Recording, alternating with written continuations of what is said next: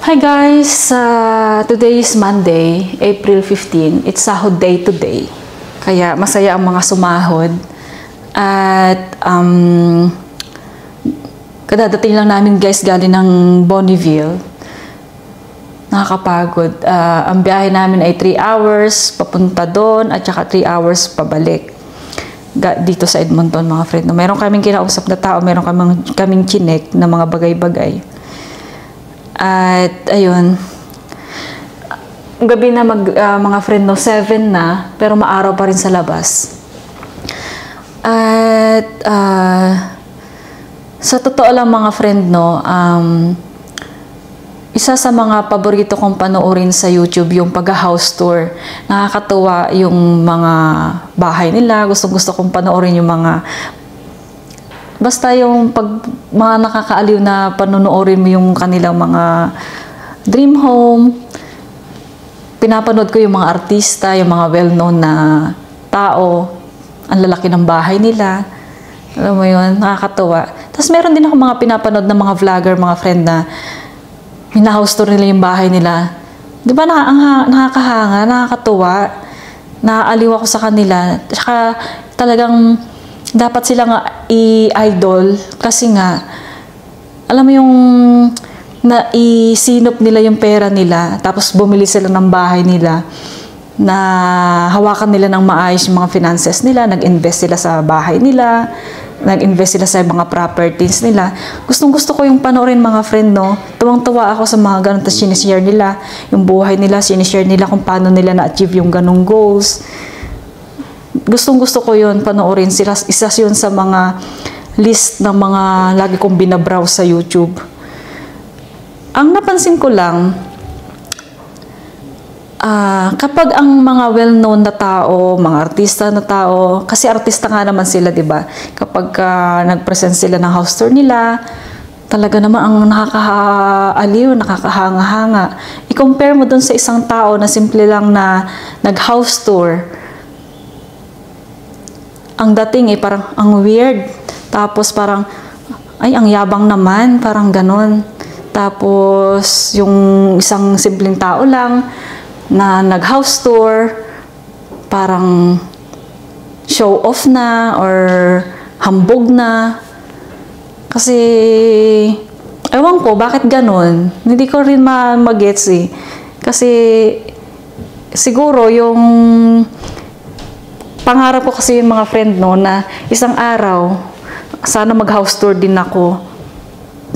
Ako naman, hindi naman ako marunong mag-house tour. Kasi kung ano lang yung naisipan ko na hinouse tour ko nandyan, kung ano nakita ko, yun na in-explain ko. Kasi wala naman akong outline, mga friend, na kung ano lang yung nakita ko, anong masabi ko, yun lang. Tapos, wala naman akong director, wala naman akong editor. So, jologs talaga kung paano ko pinresent yung bahay namin. Compare mo sa isang artista na talagang okay yung kanilang pag-house tour. Pero, alam mo yun, nako-compare ko lang.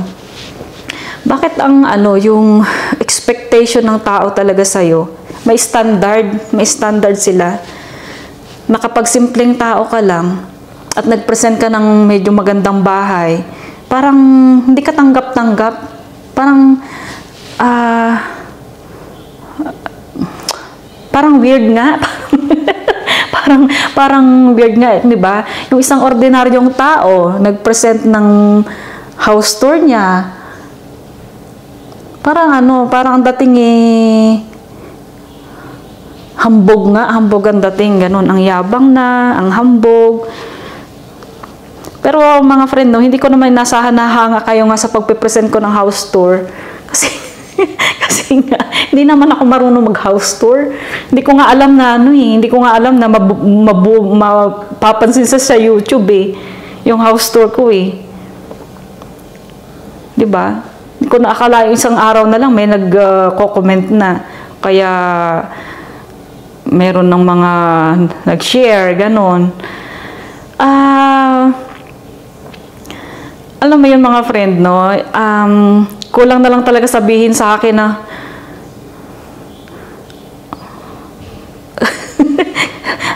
ang yabang mo talaga, mga ganun. Basta, yun talaga sinabi din nila. Isa pang example niya naisip ko mga friend, no? Yung isang simpleng tao at ordinaryong tao, i-compare mo talaga sa social, ang layo talaga ng gap eh. Yung halimbawa na lang, yung isang taong naglalakad dyan sa init ng araw, wala siyang sasakyan, so nagwo-walk lang siya. Ang impression kasi dyan, ang impression ng mga ano, ay kawawa naman siya dyan, kawawa naman siya kasi naglalakad siya, wala siyang car. Yun ang thinking eh. Kasi siguro makikita siya na yung itsura niya, hindi siya sosyal. Pero yung isang sosyal na makinis, naglalakad dyan, ano siya, health conscious siya kasi nag-workout siya or it's good for ano, his health, parang ganon. Tapos, alam mo yun, di ba, nakakompare mo. Tapos yung isang, naisip ko pa na, yung isang mahirap looking, mukha siyang mahirap siguro, nagsuot siya ng punit-punit na pantalon, ang impression sa kanya or ang thinking ay wala siyang pambili kasi nga itsura niya siguro. Example lang to mga friend Tapos isang social na itsura, mayaman, pag nagsuot siya ng punit-punit na pantalon, kumbaga sa kanya, trend yon. Ang tingin natin sa kanya, social naman niya, trend kasi yon or uso, or fashion niya, sa sarili fashion statement niya. Diba? Ngayon, ang isang ordinaryong tao na nakabili ng bahay na maayos naman, pag-iisipan ka pa na na drug dealer ka. Drug dealer or ano ba yun? Hindi naman drug dealer, may salita siyang tulak eh. Sabi niya doon yung comment niya, kasi tulak, ganun. Hindi ko na maiisip kung ano exact niyang comment. Sabi niya parang tulak, kaya mag-ingat kayo dyan sa Edmonton kasi tulak ka. Yung asawa ko yata ang tulak, ganun. So, alam mo yun, i-judge ka talaga ng mga tao na parang pag-iisipan ka pa na meron kang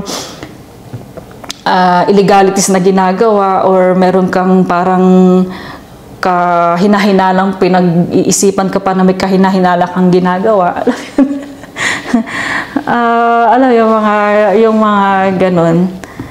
At, well, ano nila yun? Opinion nila yun. Kaya it's okay.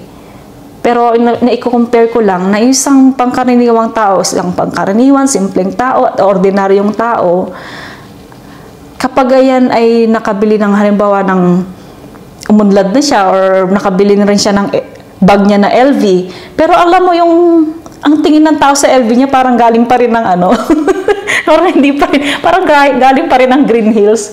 Pero kahit na isipin mo na authentic yung bag na yun dahil ang nag-carry nung bag na yun is parang hindi ganun kasosyal or siguro ay hindi niya nabigyan ng katarungan yung LV or ganun.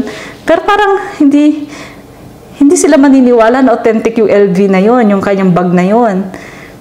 Pero yung isang sosyal na mayaman, na makinis, pasuotin mo yan ng fake na galing sa Green Hills na kahit na mga t-shirt lang na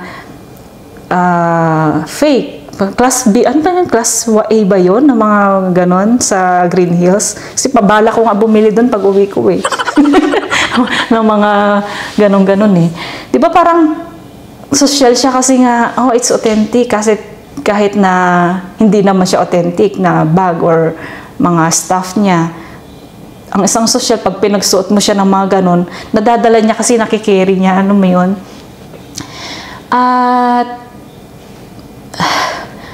ganun lang mga friend, no? Minsan hindi katanggap-tanggap ng yung mga ordinaryong tao na kapag i-compare mo siya sa mga social na mga tao, parang mangkahanga-hanga sila, ganun. Pero pagka-ordinaryong tao na lang, hindi katanggap-tanggap. Ayun mga friend, yun lang. At maraming salamat sa mga sa inyo. Maraming salamat sa mga nagko-comment. At least sa mga susunod na mga video ko, at least alam ko na yung mga critic, mga criticisms niyo, at least unti-unti ko na yan siyang maayos. Ganito pala ang dapat. Oh, 'di ba? Na-appreciate ko naman yung mga friends sa susunod. Alam ko nang sasabihin, alam ko nang i-present. Kasi alam mo naman, hindi ko naman alam nga paano. Hindi ko nga din sa ayun, ayun lang mga friend, no. Pare-pareho naman tayong anak ng Diyos, mga friend. Kung nauna lang kaming nabigyan ng pagkakataon na matanggap namin ng mas maaga yung goals namin, sabi siguro ni Lord, nakapila kasi pumila kayo. Siguro kami, nakapila kami ng mas maaga kasi nga letter C kami, o Castillo kami, o siguro maaga kaming nandun, di ba sa school, pumila kayo according to your surname, o letter C kami, siguro sabi ni Mao, sige, pila kayo. Pero I mean, joke lang yun. I mean, pare-para tayo, pantay-pantay tayo mga friend. Pare-para tayo anak ng Diyos. Kung kanya-kanyang wait for your turn. Kumbaga, nauna lang siguro kami, sa susunod, ikaw naman din. Pero lahat tayo yan na konting lang natin, kumbaga sa school nga, kailangan lang natin magpapansin, mag-recite tayo ng mag-recite, kumbaga sa school, mag-recite tayo ng mag-recite para mapansin tayo ng teacher, para bigyan tayo ng magandang honor, ganun. Siguro sabi ni Lord, sige mag-pray ka pa, kailangan mo pang lambingin mo pa ako ng konti para mag-pray pa tayo. I mean, kami, hindi naman kami tumitigil mag-pray. Pray pa rin kami ng pray na sana bigyan pa rin tayo ng blessings, di ba? Kasi marami namang umaasa sa atin. May tayong mga family sa Pilipinas na sinishare natin yung mga blessings natin. Ganun ba mga friend, no? Pag-wait ka lang. Kaya, wait for your turn, kumbaga. Di ba? Yun. Doon sa mga na-offend, sa mga nag-comment na nayayabangan sa pag-present ko ng bahay namin. Ay, naku, pasensya na po kayo. Pasensya na po mga madam ko. Sorry lang po mga madam. Hindi ko alam po paano ko po i-present yung aming bahay ng dapat maging humble. Ang gusto ko nga po talaga maging humble, pero siguro mali yung mga padali ko, mga jologs kong style. Kaya sorry lang po mga madam ko. At siguro nga ayun, at ayun, good night mga friend, no? Papahinga muna kami at it's another day. Bye-bye. Thank you so much for watching mga friend. Please subscribe pa rin. Like and comment sa mga minsan yung iba hindi ko nasasagot na, napapatungan yung mga comment. Pero huwag kayo mag-alala, kung may mga tanong kayo, i-check ko lahat yung mga comment. Tapos hanggat maaari i-replyan ko sila para ma-address ko din yung mga magpapa-thank you ako dun sa mga nakaka-appreciate, at dun sa mga hindi nakaka-appreciate, sa mga hindi nakaka-appreciate, pagod na talaga yung boses ko sa pagod, ay thank you din naman. At dun sa mga nagalit, at dun sa mga nagsabi na last nilang panonood na dun sa aking video, it's okay po, thank you lang. Gusto ko lang din i-share yung aming house tour. Yun. Thank you so much. Thank you so much sa lahat. Good evening. Have a good night and God bless everyone. Thank you.